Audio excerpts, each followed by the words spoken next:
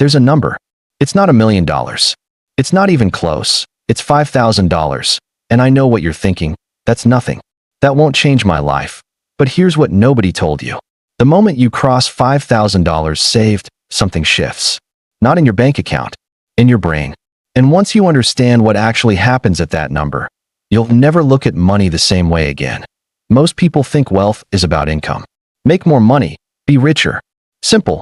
So they chase the race. They wait for the bonus. They tell themselves, when I earn more, then I'll start saving. But here's the problem. Income without a system doesn't build wealth.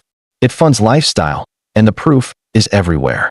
People earning $80,000 a year who are one emergency away from panic. People earning $120,000 who have nothing saved. Not because they're irresponsible. Because nobody explained where wealth actually begins. It doesn't begin with a salary. It begins with a threshold. This is what I call the $5,000 rule. The idea is simple. $5,000 is the first real psychological and financial threshold in wealth building. It's the number where money stops feeling like survival and starts feeling like a tool. Below it, money controls you. Every decision is reactive.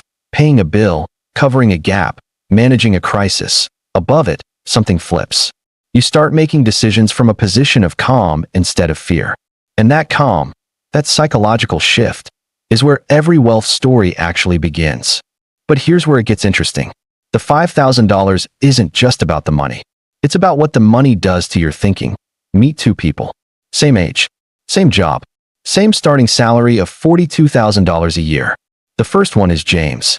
Every month James tells himself he'll save whatever's left over. But there's never anything left over. Something always comes up. A night out. A new phone. A weekend trip. James isn't reckless. He's just reacting. Always reacting. The second one is Sarah. Sarah decides one thing on day one. Before she spends a single dollar, $200 disappears into a separate account. She doesn't see it. She doesn't touch it. It just sits there, growing quietly. 25 months later, Sarah crosses $5,000. And this is where their stories start to look very, very different. Year 1. Sarah has $5,000 sitting in a low-cost index fund. James has $0 saved and $1,200 in credit card debt from a car repair he didn't see coming. Sarah sleeps differently at night. Not because she's rich, but because she has options. James doesn't. Year 3. Sarah's $5,000 has grown to roughly $6,800 through market returns, and she's added another $4,800 in contributions. She's now at $11,600. She didn't work harder. She didn't get a raise. Time and consistency did it for her. James got a raise and upgraded his apartment.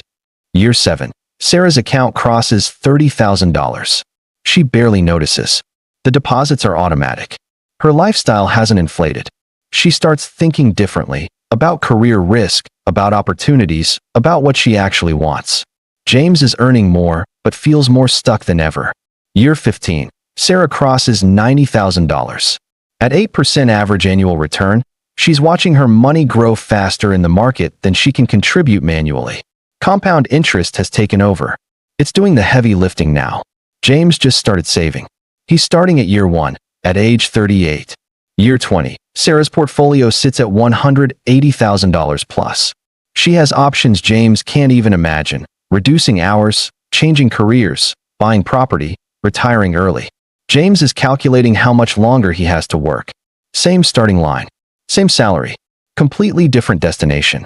This is where most people stop and ask, but what did Sarah do differently? One thing. She crossed $5,000 first. Here's the part nobody talks about.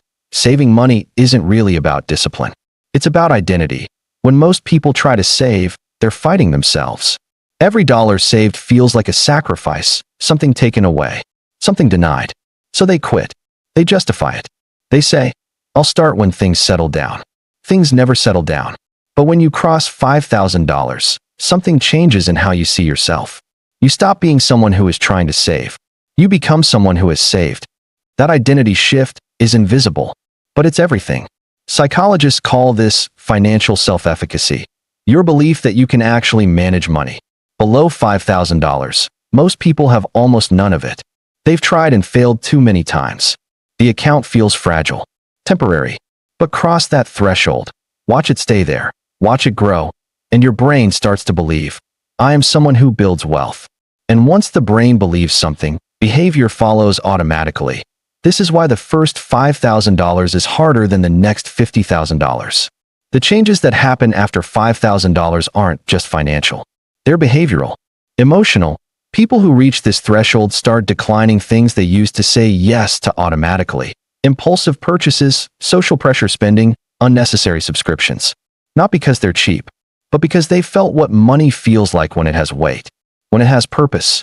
They start making career decisions differently, negotiating salaries instead of accepting first offers, walking away from toxic jobs, taking calculated risks, launching a freelance project, investing in a skill because they have a cushion. Fear no longer makes every decision for them. And the most powerful change? They stop talking about money constantly because they don't have to think about it constantly. The quiet that comes from a small amount of financial security is something most people have never experienced. But once you feel it, you will organize your entire life to protect it. James, at 38, finally opens an investing account. He puts in $300 a month. He's disciplined now, motivated. He's doing everything right. But time, the one thing money can't buy back, is gone. Sarah, at 38, is watching her investments compound at a rate her contributions can barely keep up with. She contributes the same $200 a month she always did. But the machine is running. She doesn't need to add much fuel anymore. Same effort. Completely different outcome. The difference wasn't intelligence. It wasn't income. It wasn't luck. It was the decision to reach $5,000 and reach it first. Here is the truth that most financial content will never tell you. Wealth is not built in the years when you're earning a lot. It's built in the years when you're earning a little, but you start anyway. The $5,000 rule isn't really about $5,000. It's about the decision to stop waiting for the perfect moment, the raise, the new job, the tax return, the clean slate, and to begin where you are, with what you have.